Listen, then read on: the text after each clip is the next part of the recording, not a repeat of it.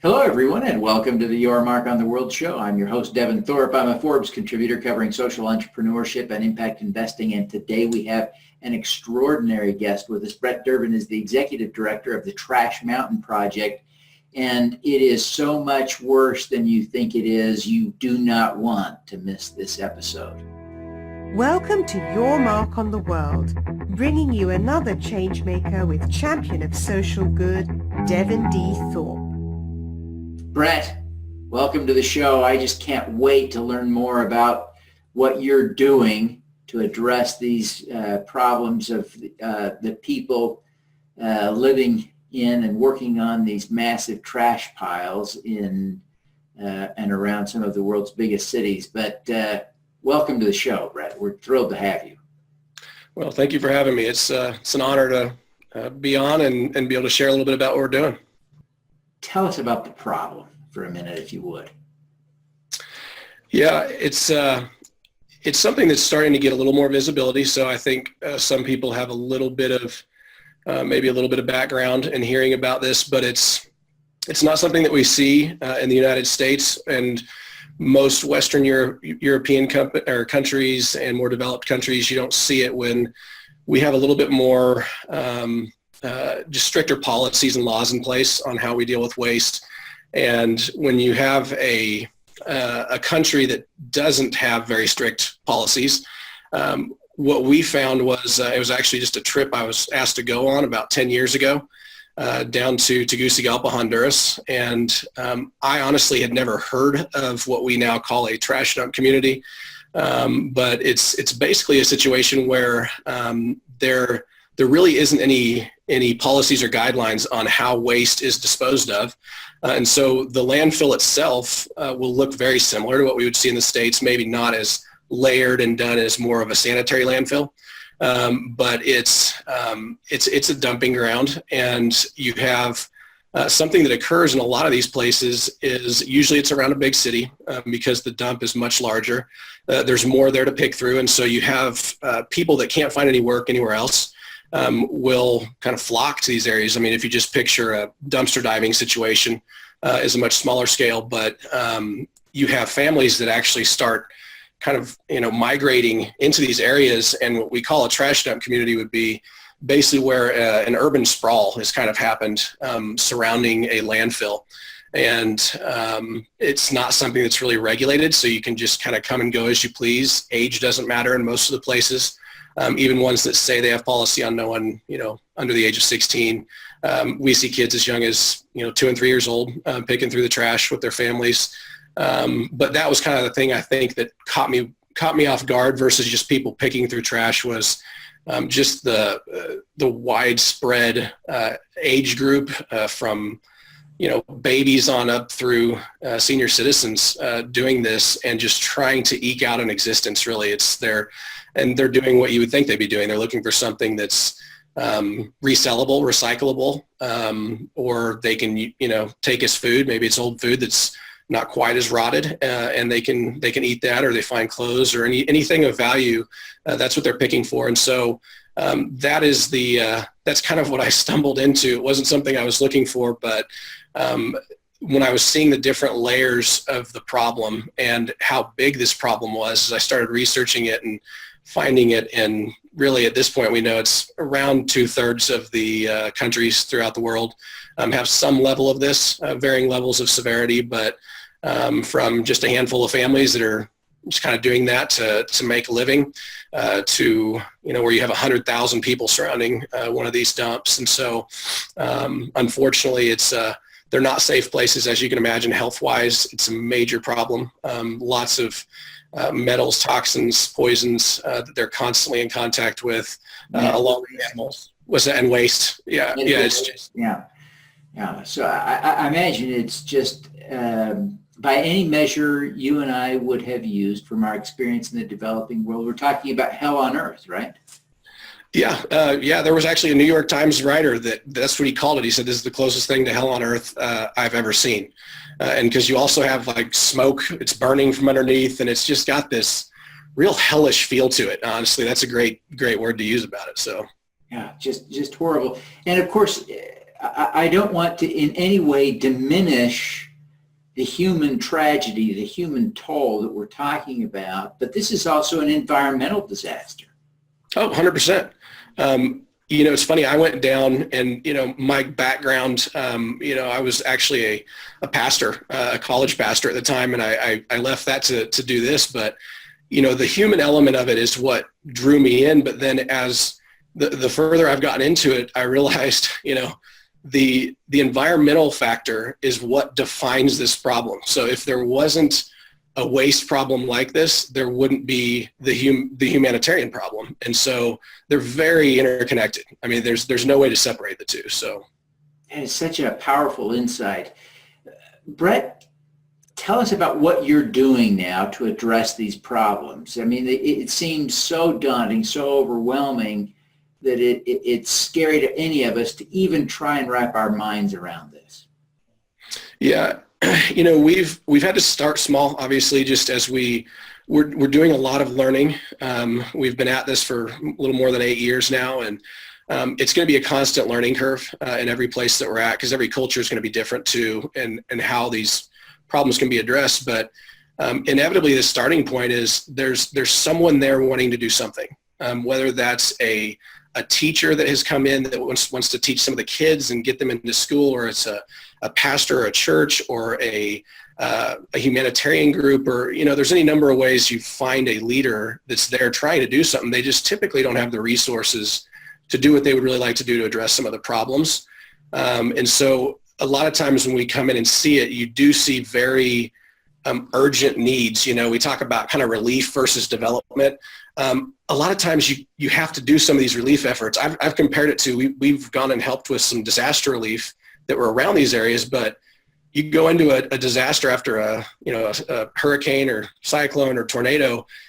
We actually look at that and say, well, that's kind of the everyday in these places. I mean, that's the scary part about it, is it doesn't look a whole lot different in those places when a hurricane comes through.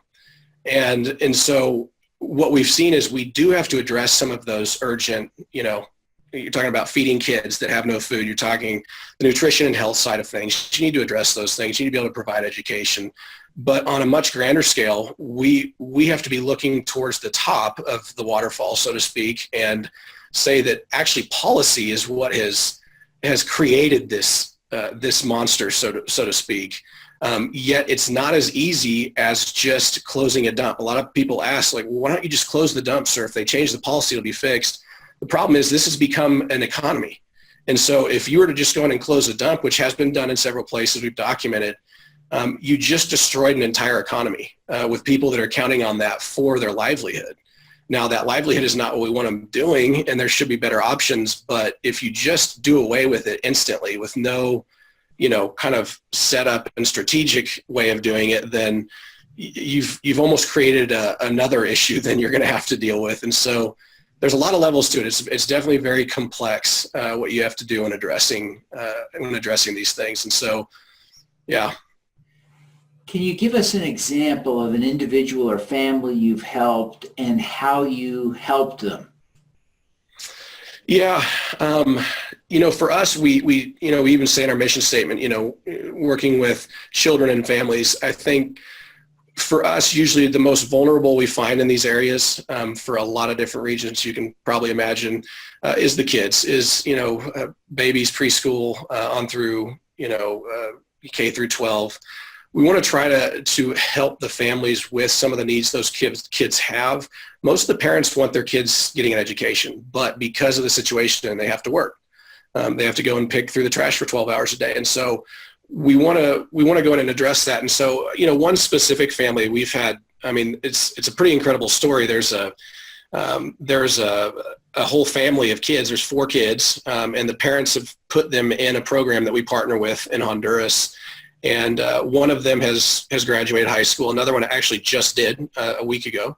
And so 2 of them now have. And one thing we've seen is that if we can kind of help the family through the kids, it seems to do a huge transformation within the family itself.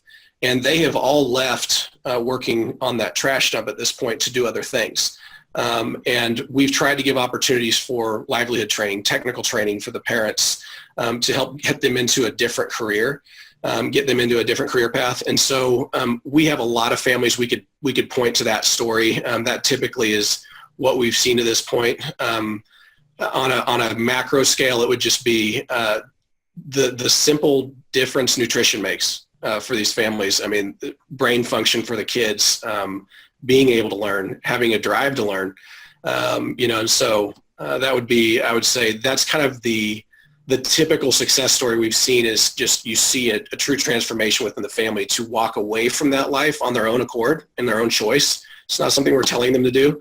Last thing you want to do is minimize what they're doing. I mean, this is their livelihood, and so you don't want to go in and say, "Oh, you poor thing." You want to go in and look at them like they're a human, and a lot of them don't feel they are anymore. That's the hardest part about this job is having a kid tell you that they feel like they're a part of the trash. I talk about it all the time, and I still get emotional talking about it. It's just a difficult thing to see. Some of them really have lost their sense of humanity, which is none of us should be okay with that. So, boy, that's for sure. So clearly one of those big problems that the kids face is nutrition. How do you address the nutritional problems? I mean, this is a big problem, especially when you're talking about large communities of people who are not getting adequate, good food. Yeah. A lot of times too, it is simply what's available in these communities is, it's a lot of sugary starches. It's, if the kids have a few pesos, dollars, cents, whatever, they're going to typically buy what normal kids would buy, which would be candy and other things like that. And what they're eating at home is usually not very high in nutritional value. And so you see drastically underweight and, I'll look at a kid and think, wow, that they must be 6 and they're actually 12. And when you see that, one thing we've done is the programs that we try to come alongside with is almost every one of these leaders that's trying to do something there wants to provide food for these kids. And so we've helped with some of the resourcing on that, but not with a long-term goal of, okay, we're just going to pay a bill for food for the rest of time. That's not the goal. But as they see progress with their kids, they're getting a nutritious meal at school or at the program we have. A lot of times it's 2 meals in a day. They change so much that the family actually starts looking at nutrition as an important thing, because for a lot of them, they've never had that option because that kind of food isn't even available in the community. As you can imagine, it's not somewhere that grocers or anyone that's selling, good nutritious foods are wanting to come into. This is also a place where I've seen one police officer in 54 trash dump communities over 9 years. It's not a place where things are safe. Even police don't really feel safe there in most scenarios. And so businesses aren't going to want to come in there and bring that. So for us, it's almost like we want to be able to, come up with ways that those foods can even be brought into the community if they want to buy them, or if we can provide them at a fair wage, so that they can start getting, or teach them, be there and partner with people. There's always farmers and others there that would love to help them develop that in their own backyard. So, I mean, there's ways of doing it that are effective and more long-term too. So, yeah. It seems to me that one of the challenges you face or see is that these trash piles in some locations are spilling into waterways that connect into our oceans. And so a trash pile in Honduras may be feeding pollution and garbage that's washing up on a beach in California or Texas, depending on which coast it washes away from. How do we deal with that? And what are you doing about it? You are then talking about a pretty the high up policy change. There has been one example of that would be there's a really famous trash dump community in Manila, Philippines, called Smoky Mountain. Usually when people find out what we do, a lot of times Filipinos will bring that up, that live, Filipino Americans, and or people who've traveled there, they've heard about it or seen it. It's had a lot of press, good and bad press. Sometimes it's pretty exploitive, kind of irritating press at times, but but it's known. And what happened was they got so much pressure from the international community on that dump because it's right on the edge of the bay in Manila. And so when you'd walk through there, there's this huge community of people, but then the trash and the ocean there's no separation whatsoever. And so it's this just terrible, polluted, and you see kids swimming in it. I mean, you're looking at it thinking, man, if I put my head under that water, I don't know if I'd make it home, kind of thing. I mean, it's very, very polluted. And so they actually had to move that dump. I guess I shouldn't say they had to, they chose to, with a lot of pressure.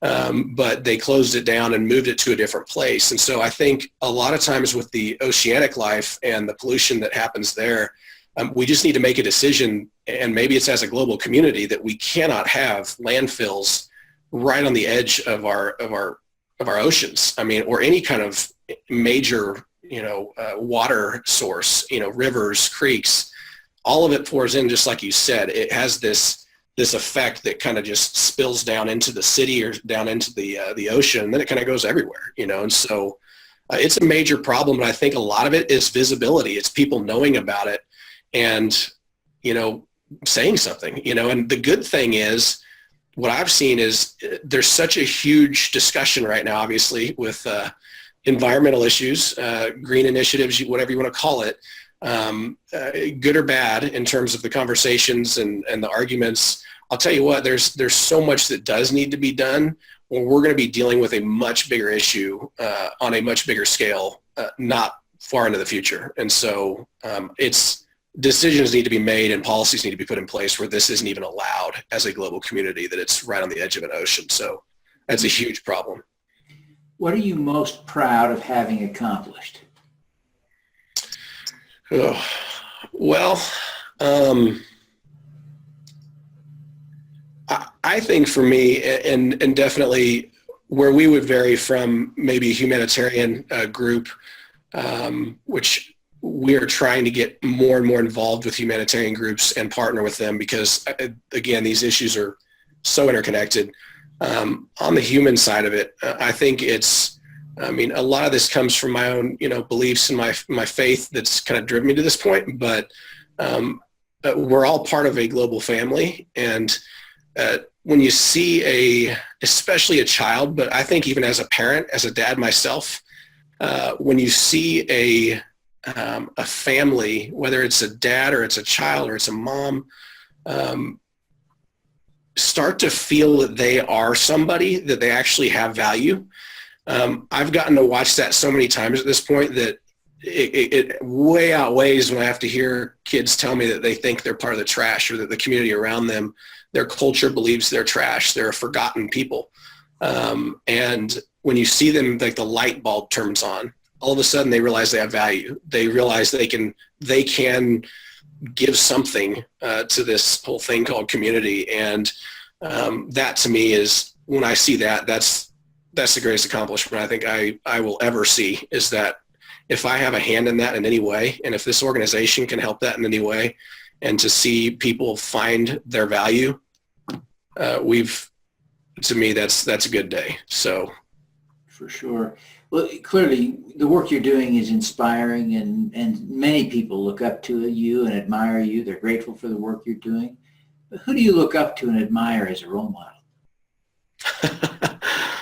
Oh, like on a global scale or on a personal scale? Pick your scale.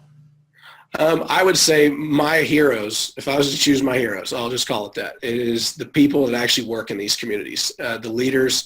I have, I kind of look at it as, I complain sometimes that my job is weird because I have a foot in two different worlds, two very different worlds. I have one foot in what are, even by their own culture, considered below the poorest of the poor. It's kind of this whole different subculture.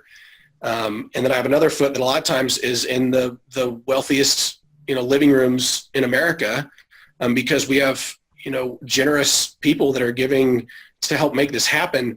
That is a weird dichotomy that you have to deal with. But I still feel like that's a lot easier than the leaders that we work with overseas that are in these communities, that move into them physically and invest in these families and invest in that community. I think I look at those individuals, those men and women, as they have given up their life to serve the least and forgotten people on this planet. And so that's who I look up to. I learn from them every time I'm in these communities, and I don't think they realize they're teaching me, but it sure helps me to, I guess, in some reality, be I guess, give more of myself and not get too worked up about the things in my own life. And so. Yeah, I hear you. It's not hard to understand why someone should be doing what you're doing. It is not hard to understand that this is a tragic problem of epic proportions that someone should tackle. Yeah. How on earth did you come to the conclusion that someone was you? It wasn't easy because I looked at myself as a 29-year-old kid at the time that was still trying to figure out, what it was I was supposed to be doing with my life. And it was a faith-driven decision, but at the same time, I had a really good mentor that was a professor of mine in grad school, and I called him and told him how much this had messed me up, and it's like, man, something's got to be done, and I can't find anyone doing this. And he's like, well, don't start anything new. The last thing we need is another nonprofit organization. And I said, I agree 100%. We'll start there. And so, I tried to find someone else and join them. That was the first step, and I spent 4 or 5 months diligently researching, trying to find an organization that was focused on trashed up communities specifically. And I thought this would be easy, and what I found was there's some large organizations that maybe have part of what they do is in maybe one of those communities, or they do clean water in one of those communities. So I didn't find anyone that was focused on that issue itself.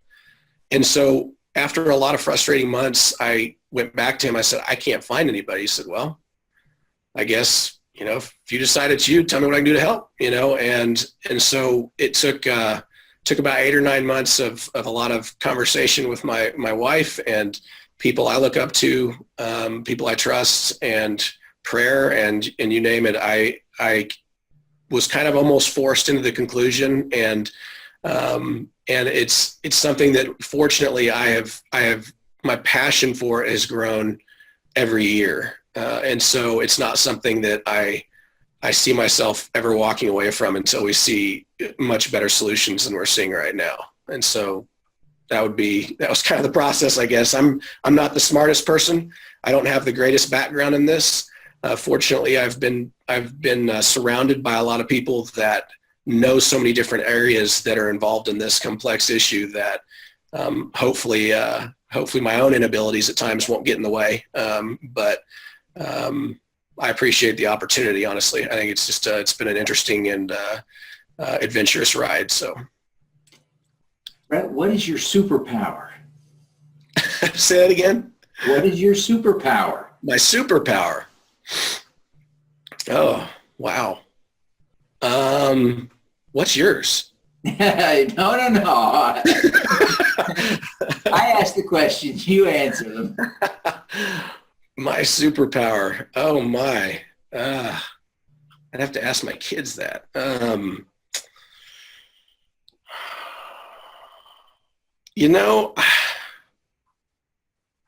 If I was to pick a word, I'd say relationship. And I know that doesn't sound like a superpower. I can't fly. I can't shoot things with my eyes. But I think relationship and just knowing the value of human beings and the compassion that comes out of that, I would say that would be, I hope that's my superpower, and that I don't let my own self-value and pride get in the way at times. And so we'll just say relationship built on compassion. So. Oh, fantastic. Well, Brett, I really want to thank you for taking the time to be with us today, for sharing your story. I commend you for the work you're doing. Before you go, would you take just a minute and tell people how they can learn more about what you're doing or find a way to support you? Sure. Easiest way, I mean, just like with most is, check out our website to start. It's just trashmountain.com. There's a lot of information on there.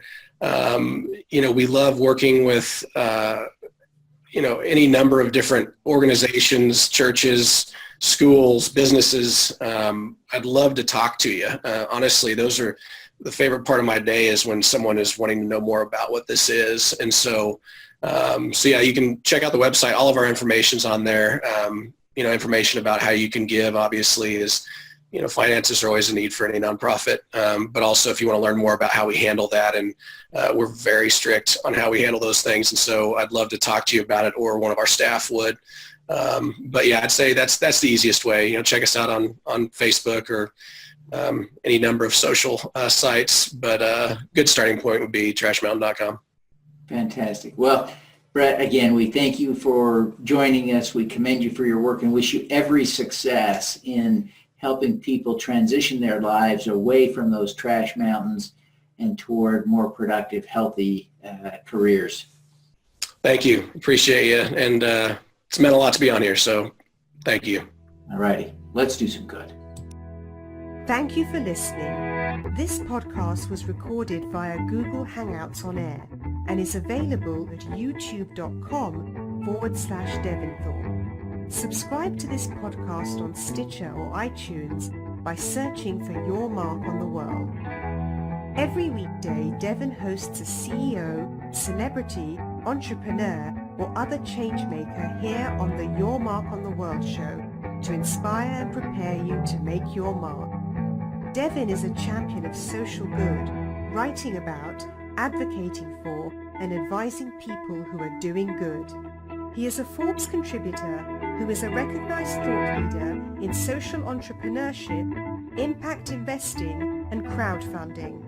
To book Devin as a speaker, visit devinthorpe.com. Learn more about Devin's work at yourmarkontheworld.com.